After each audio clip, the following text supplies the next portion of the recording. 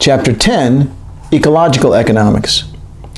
The rate at which climate change is occurring appears to be accelerating. Its impact will be significant, widespread, and quite possibly catastrophic. The Earth Science Communications team at NASA reports, global climate change has already had observable effects on the environment. Glaciers have shrunk. Ice on rivers and lakes is breaking up earlier. Plant and animal ranges have shifted and trees are flowering sooner. Effects that scientists had predicted in the past would result from global climate change are now occurring. Loss of sea ice, accelerated sea level rise, and longer, more intense heat wave. The potential consequences include, but are not limited to, severe droughts, flooding, a decrease in water quality, an increase in waterborne diseases, larger and more powerful hurricanes, loss of coastal lands, poor air quality, longer and more severe heat waves, an increase in acidity in the world's oceans, and mass displacement of populations. And these are just the ones we can predict with reasonable confidence. There will inevitably be unanticipated consequences, particularly given the tremendous complexity of the global ecosystem and the political, economic, and social factors interacting with it. Despite the fact that scientists are nearly unanimous, 97%, in their contention that climate change is occurring, the economics discipline has contributed very little to the conversation. This is true of every school of thought in this volume, which is disturbing given that economic activity is absolutely central to understanding both how this situation emerged and what we must do to address it. This is not to say that it has been wholly ignored, but for a global calamity that may represent the defining factor in how future generations live their lives, it has received comparatively little attention. Why is this so? No one has a definitive answer, but one factor is no doubt the tendency of scholars to become highly specialized. My own broad areas of research are exchange rates and macroeconomics. On the surface of it, that covers a lot of territory. However, I'm really only interested in exchange rates as related to the financial capital flows of a half a dozen or so developed economies since 1973, and Keynes' post-Keynesian explanations of endogenous U.S. business cycles following the Second World War.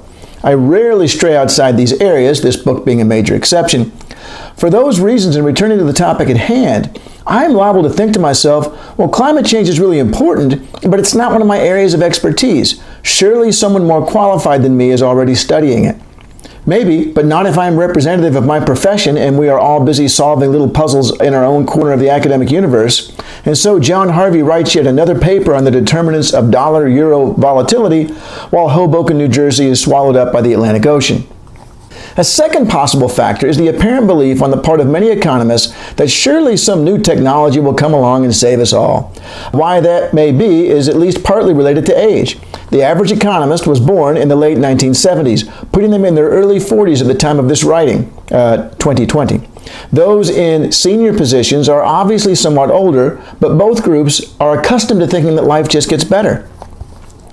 Quote, for decades there has been an assumption that each generation will enjoy higher living standards than the one before them.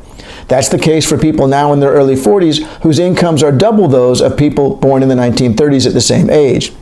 Unquote.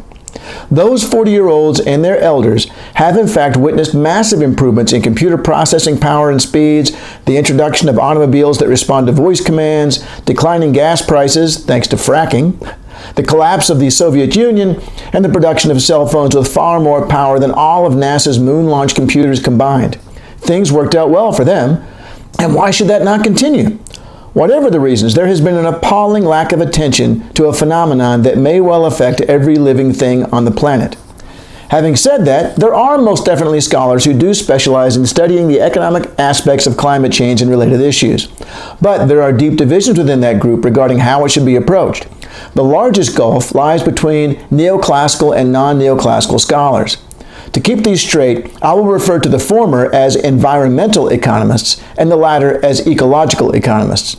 The fact that the term ecology implies a broader perspective is appropriate as ecological economics reaches across schools of thought and academic disciplines. In fact, it's not just interdisciplinary, but transdisciplinary. When a scientific approach is interdisciplinary, scholars cross traditional lines to inform their research. An economist studying agents' decision-making behavior may, for example, review the related literature in psychology. She is taking what she already knows from her own discipline and incorporating what those in another have discovered regarding the same or similar phenomena. Transdisciplinary research, however, involves adopting theories, models, and methods that are otherwise totally unrelated to your field and inserting them as is into your own work. This necessarily occurs in studying climate change because we must both understand the natural physical and biological processes that are occurring and determining how they are affected by social and economic forces. These are distinct lines of research. Economists do not study heat transfer, and biologists do not have theories of business cycles. Common ground. To both environmental and ecological economists, the basic issues are similar. The planet has limited resources, and human use and abuse of them has created problems for current and future generations. As reported by the United Nations Climate Change Secretariat, quote, "Once a distant concern, climate change is now an existential threat and the greatest challenge facing this generation. It is abundantly clear that business as usual is no longer good enough. Rapid, deep, and transformative change is needed throughout society, not only to reduce emissions and stabilize global temperatures, but to build a safer, healthier, and more prosperous future for all," unquote. The key question, of course, is how to design policy to achieve this. Both environmental and ecological economists do acknowledge that a key part of the problem has been the market system.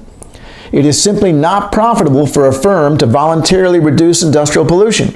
An analogous problem is created when households are faced with decisions like purchasing more expensive energy-saving appliances. Why pay more when you are not personally feeling the negative consequences? This is not to say that issues of environmental degradation are tied exclusively to market incentives. History records many examples of damage done by humans in pre-capitalist eras, and even today we continue to witness negative acts that are more a function of convenience or ignorance than pecuniary gain. Still, the massive scale of the damage currently wrought is related to the fact that the global market economy creates strong incentives to exploit resources at an unprecedented rate with little to no concern for the consequences to present or future generations. Environmental economics. The split between environmental and ecological economics comes in considering how to understand the problem and reverse course. For mainstream/neoclassical environmental economists, capitalism is viewed as a quasi-natural phenomenon within which any solutions must be devised. It is a given. Not that this is seen as a negative, since the incentive system at its core is thought to be responsible for our material wealth. Thus, while the possibility of outright government prohibition of certain activities is not entirely rejected, it is viewed as inferior to policies that alter rather than ignore those incentives. For example, instead of telling firms that they may not pollute, allow them to do so if they purchase that right. If such rights could be sold directly by the government, which would then set the price but not the quantity, or a limited number of such rights could be auctioned and even subsequently resold in secondary markets. The latter strategy allows public officials to directly control the volume of pollutants while letting the market set the price. The fact that in their view, markets tend to price things correctly relative to individual agents' collective preferences makes this especially attractive. Additionally, with either policy, the manner in which firms take account of pollution is translated into a language they already speak, profit and loss. It simply becomes one more line on the annual report. Note that implicit in this approach is the idea that the effects of environmental damage can be compartmentalized or individualized. If firm A paid a fair price to pollute, then there are no consequences to anyone else. Another key feature of the mainstream environmental economics is the placement of policy analyses into an explicit monetary cost-benefit framework. This requires means of converting non-market environmental benefits, like life expectancy and infant mortality, into dollar or pound or peso terms. They have developed many sophisticated methods, leading to complicated mathematical analyses. In addition, the general sense of optimism mentioned above is particularly strong among environmental economists. They believe that any emerging issues can be resolved by application of new technologies or by the substitution of capital and labor for natural resources. Overall, environmental economists believe that our problems not only can be solved within the context of the capitalist system, but that such a route is our best bet. Ecological economics. The starting point of ecological economics is the placement of human economic processes within a global ecosystem that is subject to physical laws and biological processes. This contrasts sharply with the traditional neoclassical view shown on the left in figure 10.1. The latter, i.e. the neoclassical view, describes a self-contained circular flow of economic activity wherein factors of production are rewarded by firms for their role in the production of goods and services, and those rewards are subsequently used to purchase those goods and services. The cycle repeats itself continuously and without limit. An implicit goal is to increase its velocity, thereby raising the quantity of goods and services produced and presumably everyone's standard of living. Not so, say ecological economists. We must take into account the fact that all of those activities take place on a planet with limited resources. The economy is embedded within and subordinate to the natural environment. This perspective is reflected in the diagram on the right of Figure 10.1.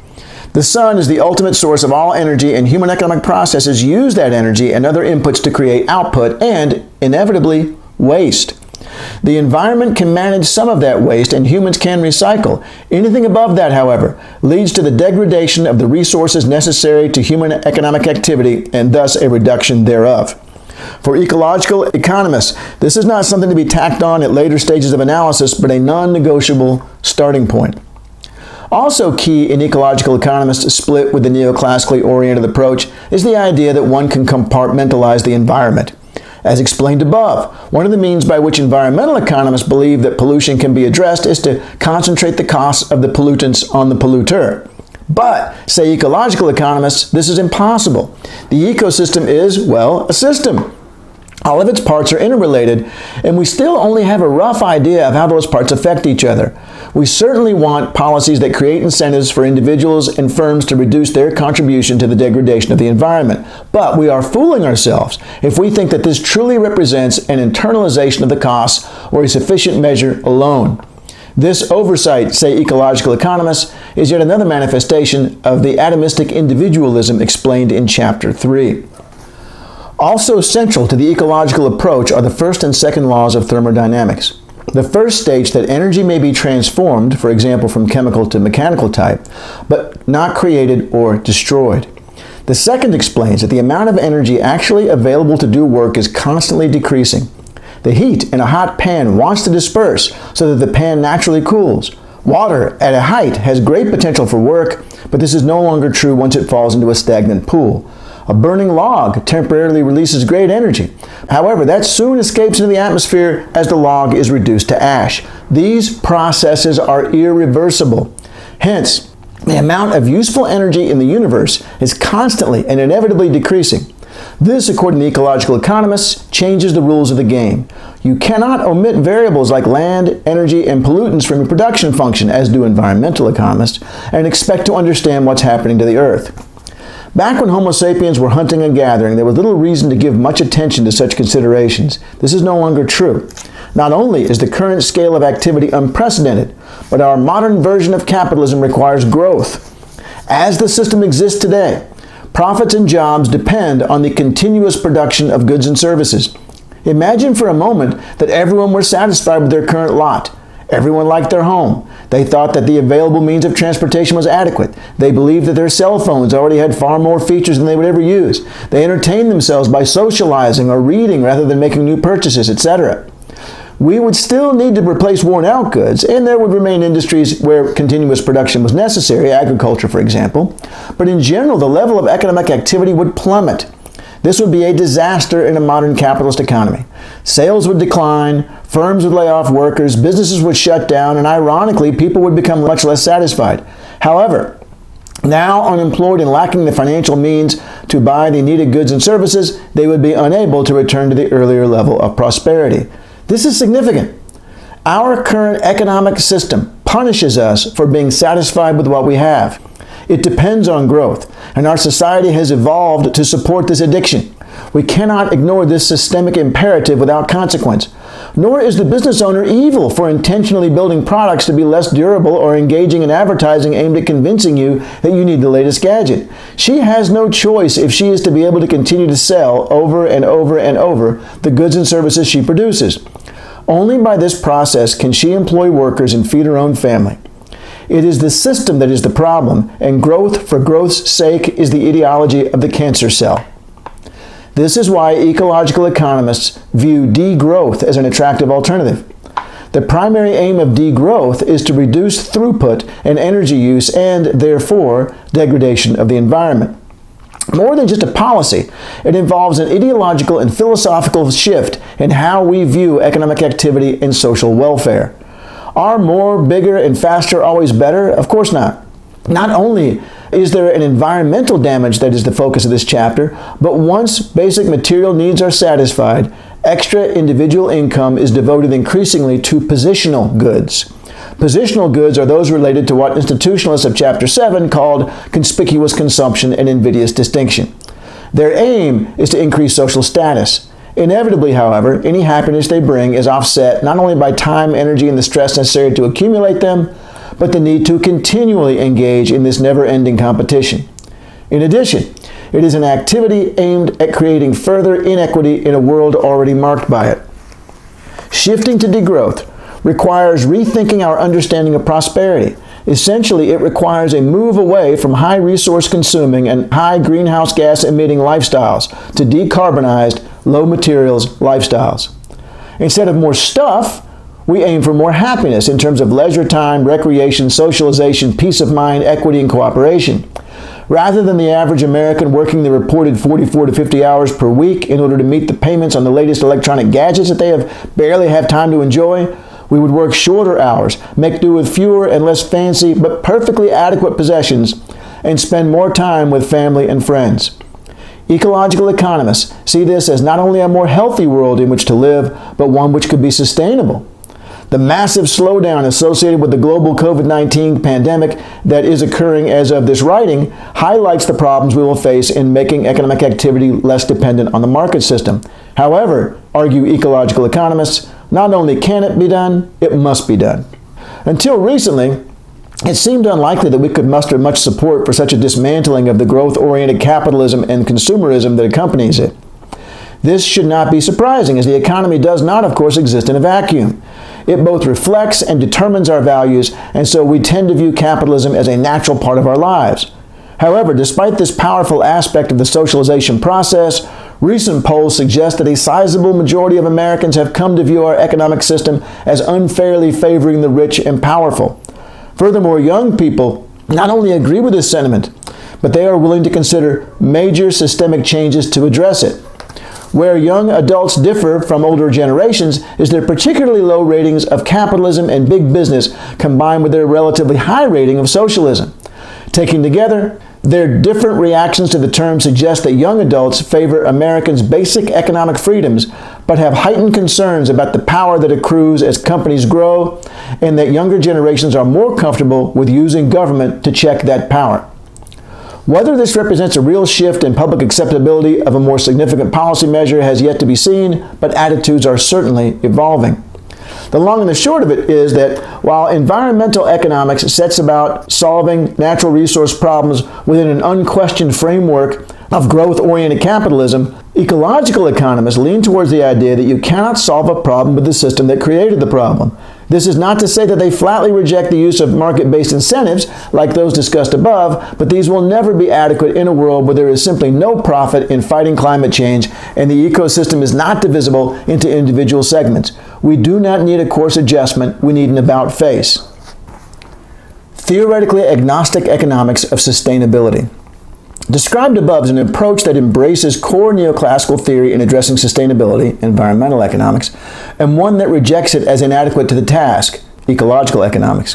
But there's a third approach, new environmental pragmatism, that argues that theoretical foundations are secondary to the development of practical policy measures. According to Clive Spash, they see no need for what they might term theoretical pretensions of either sort and are happy to take a totally activist and campaigning approach to what they frame as environmental problems in search of solutions. In other words, they will adopt whichever theory they believe will make it easier for them to effect change. Aside from the fact that you should probably select a theory on the basis of which one best explains the phenomenon at hand, ecological economists view this agnostic approach as counterproductive and futile. This is so because when new environmental pragmatists set out to sell their environmental message in an appropriately marketable form, acceptable to political, business, and financial elites, it becomes necessary to accept the elite's worldview and value system. However, as that worldview and value system are part of the problem, and hence inconsistent with the necessary changes, effective policy becomes impossible. The more palatable one makes policy to those benefiting from the status quo, the less likely one is to change the status quo. In addition, ecological economists find the new environmental pragmatic approach fundamentally, methodologically flawed. Deciding that a theory or model is useful because you can get a policymaker to accept it is not terribly scientific and therefore unlikely to lead us to real solutions. The new environmental pragmatist then employs doublespeak as they claim to be operating in the real world while in fact refusing to address the complexity and meaning of the social and political reality. As a consequence, it's not really very pragmatic at all. A third criticism is related to the fact that in selecting theory on the basis of what policymakers and others will accept, new environmental pragmatists have simply adopted the neoclassical view because it's the most widespread. The many objections ecological economists raise to the environmental approach are detailed above. And, as Richard Norgaard has argued, we cannot get out of the crisis that we have created through neoclassical economic thinking by using neoclassical economic thinking. Ecological economics policy. Leaving aside such controversies and delving more deeply into ecological and not environmental or new environmental pragmatic economics, their starting point is the belief that the fundamental problem is that the material scale of human activity exceeds sustainable carrying capacity of the earth. Hence, simply put, we must find a way to reduce the scale and impact of those activities. They further stipulate that we must do so via means that are based upon a fair distribution of resources and opportunities between present and future generations, as well as among groups within the present generation. This dual requirement, that we both reduce the impact of human economic activity and in a manner that gives equal voice to current and future generations and among existing populations, drives home why ecological economists argue that we must look beyond the current form of the market system for our solution. Not only does modern capitalism encourage high levels of consumption of resources, but in determining how resources are used, it is $1 or peso or ruble equals one vote, not one person equals one vote. Future generations are therefore entirely excluded from the decision-making process because they have zero income. Meanwhile, within the extant population, the distribution of income and wealth is terribly uneven. The world's richest 1%, those with more than $1 million, own 45% of the world's wealth. Adults with less than $10,000 in wealth make up 64% of the world's population, but hold less than 2% of global wealth. The world's wealthiest individuals, those owning over $100,000 in assets, total less than 10% of the global population, but own 84% of global wealth. Even more problematic is the fact that the impact of climate change has been and will continue to be concentrated among the world's poorest populations. A UN study concludes that developing countries will bear an estimated 75% of the costs of climate crisis, despite the poorest half of the world's population causing just 10% of carbon dioxide emissions. They are the most exposed to the effects of climate change, the most susceptible to the damage caused, and the least able to recover. Women are likely to bear the greatest burden of all. The wealthy will, of course, pay to escape this while the rest of the world suffers. Some may fear that this may lead to a sort of climate-driven apartheid, where the impacts of global heating are likely to undermine not only basic rights to life, water, food, and housing for hundreds of millions of people, but also democracy and the rule of law. Desperate people adopt desperate measures. We are likely to see a continuing rise in nationalism, racism, xenophobia, and other forms of extremism. It is far more than just the climate that is changing. How do we prevent this? The basic goal is simple: reduce the carbon emissions that are both raising the global temperature and world ocean levels and creating more extreme weather patterns. As the Global Climate Change page of NASA states, mitigation, reducing climate change, involves reducing the flow of heat-trapping greenhouse gases into the atmosphere, either by reducing sources of these gases, for example, the burning of fossil fuels for electricity, heat, or transport, or enhancing the sinks that accumulate and store these gases, such as the oceans, forests, and soil. The goal of mitigation is to avoid significant human interference with the climate system and stabilize greenhouse gas levels in a time frame sufficient to allow ecosystems to adapt naturally to climate change, to ensure that food production is not threatened, and to enable economic development to proceed in a sustainable manner. In other words, reduce the burning of fossil fuels and increase the ability of the environment to neutralize their impact. Nor are we short of reasonable suggestions on how to achieve this. These include, for example, wind and solar power, reduced food waste, reduced meat consumption, forest restoration, a carbon tax, infrastructure upgrade, reductions in travel and consumption, family planning, alternate fuels, and increased education for women. Each of these can be linked in a significant way to the essential goals. That is not the problem, nor has it been for many years. We mostly know what to do. Rather, the issue is lack of cooperation on the part of the main culprits. There is no international organization that can compel them, nor is there an incentive to volunteer. As suggested above, while the wealthy countries contribute 90% of the emissions, they will likely suffer only 25% of the consequences. And the wealthier you are within those nations, the more you can insulate yourself. The fact that the U.S. government is currently actively denying the reality of the situation is not helping. Part one of the battle is therefore finding a means of motivating the primary offenders to act. Unfortunately, ecological economists have few weapons in their arsenal beyond research, education, and persuasion. And while it does appear that progress is being made, there remains the worry that it will be too little, too late. Part two is convincing those who are willing to act that solutions cannot be limited to those that leave the current form of capitalism largely undisturbed. The Green New Deal is an example of a policy approach that thinks outside that box. It does not reject the use of market-based incentives like those favored by environmental economists, but at the same time, it recognizes that we must adopt fundamental changes in terms of how we generate economic activity. There are several versions of the Green New Deal, including neoclassically oriented ones. I will focus instead on those most consistent with the post-Keynesian economics of Chapter 6 on the assumption that they better represent ecological economics.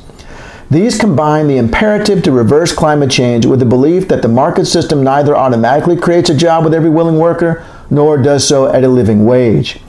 As it is said in that chapter, this is why we end up with poverty amidst the ability to generate plenty. It is therefore absolutely necessary that we supplement the activities created and condoned by the profit motive with those emerging from democratic legislative processes.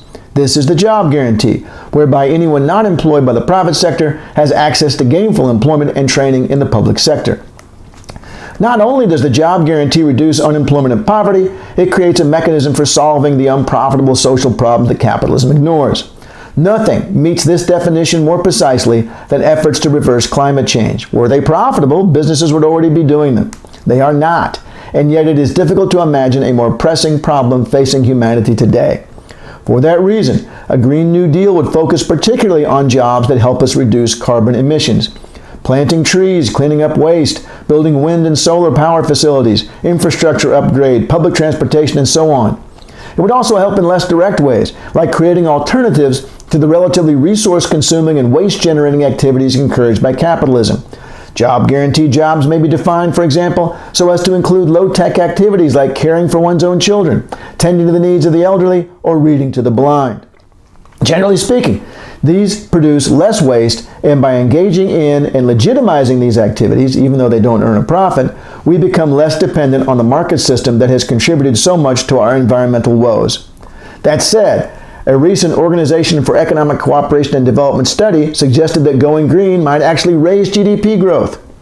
As with other post-Keynesian policy recommendations, being able to afford such programs is seen as a function of the availability of resources and not funding, which is created with a keystroke.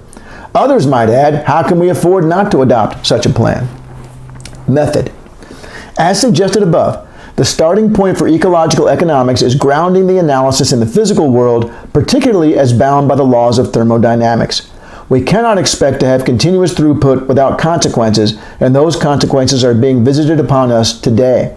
Hence, models must capture this and therefore take explicit account of energy, waste, and related concepts like the irreducibility of the ecosystem, but not necessarily in a cost-benefit framework. In terms of technique, a variety of approaches are employed, including agent-based modeling, input-output, system dynamics, and various other simulation methods, and it can be highly quantitative or qualitative. What one does not see is the general equilibrium approach that is used so often in neoclassicism. This is so because sets of simultaneous equations cannot show the passage of time, which is critical to thinking about the process of climate change. To understand the problem that general equilibrium has with modeling time, imagine that your professor has drawn a supply and demand diagram on the board with a single supply curve and two demand curves. This means you can see 2 points of equilibrium, each with its own price and quantity. Further imagine that your professor has told you that the demand curve shifted so that one point of equilibrium occurred before the other. If she asked you which happened first, how would you answer? Short of her labeling one with a 1 and the other with a 2, there is absolutely no way to tell. Indeed, she could label either one with a 1 and the other with a 2, and the lecture would still make sense. Order does not matter in general equilibrium modeling, and any stories about what happened first are just that, stories. Adding to this difficulty is the inherent complexity of the global ecosystem. Even if we have confidence in our understanding of the essential structures and basic relationships, myriad problems arise when we try to predict how they will interact. Predicting future climate change requires understanding numerous linkages among human activities, greenhouse gas emissions, changes in the atmospheric composition, the response of the climate system, and impacts on human and natural system. The basic links in this chain are well understood, but some elements, in particular projecting specific impacts at specific times and places, are much less so. As a result, the outcomes of actions to reduce emissions or to reduce the vulnerabilities of human and natural systems must often be presented in probabilistic or qualitative terms rather than as certain predictions. Of course, as the above passage continues, lack of certainty about the details of climate change, however, is not a justification for inaction. In addition, like the feminists and institutionalists, ecological economists reject the idea that our discipline is value-free. In fact, more often than not, what has been claimed as objective in economics has in reality been an intellectual justification for the status quo. This speaks directly to Richard Norgaard's concerns. Quote, "Economism has become, in a sense, the planetary religion, an implicit, pervasive, personal, and public consciousness that supports the new world of markets. Laborers, white-collar technocrats, entrepreneurs, capitalists, financiers, inventors, managers, academics, and people of the cloth around the world, 7.3 billion globally, through shared beliefs, politically and culturally sustained. Economism is a system of shared understandings that keeps us working, consuming, and investing in the economy, maintaining it so that it maintains us. We all hold these understandings that are no more than beliefs to some degree. Just as importantly, academic economic thought and public policy derived from the writings of economists helped shape an economic reality over the last 2 centuries that reinforces these same beliefs, partially validating them." Unquote. It will therefore be extremely difficult to awaken people to their own deeply seated subconscious beliefs, and economists and natural scientists suffer from these as much as everyone else. Last, and as already explained at length above, ecological economics is inherently multidisciplinary and pluralistic. It draws not only from both the natural and social sciences, but also from multiple approaches within each. Next section, views of human nature and justice. As in the institutionalist and feminist perspectives, humans are seen as social animals, wherein socialization and cultural forces are seen as key. Power is also an important concept, particularly in thinking about the impact of climate change and the process of getting policy adopted. Because of this, there is an explicit statement of their concept of justice. Everyone on the planet, plus future generations, have the right to clean air, potable water, safe levels of exposure to the sun's rays, and so on.